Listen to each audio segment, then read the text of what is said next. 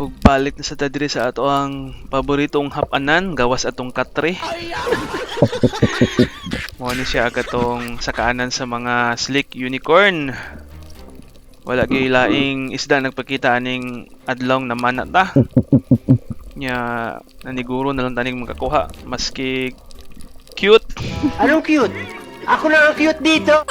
kay makasab-an tanis asawa ngulit ang butlog. Di totoo yan. Ug di ako'y nakita diya sa unahan, dugay kayo ni duol mo tong ato sang gi try og convince ba, pero dugay kay moduol. Wala kayong convincing power. Nya diyang medyo naklaro-klaro na ako. Dili man kayo tantong nga dagko pero katuning mga lagom. Bola lang yan.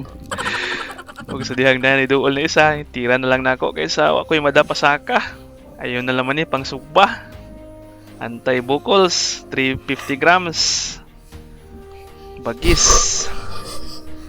Ug nadulit yung maayo. O tong sure ball na. Wow naman! Dayon saka kay medyo punga.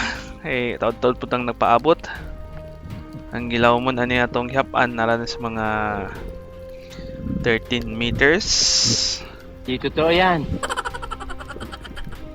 Kung na-secure na nato ang atong isda ning adlaw, mao ra gini atong nada. Daghang mga nagpakita pero idlas kaayo. Da po koy natagpuan nga mga mamsa pero gagmay lang pero wa gid mo paduol mo tong mao ra gini atong nada ning adlaw. Pero okay na kay ni. Importante safe ta nga makauli. Manang amping lang ta kanunay.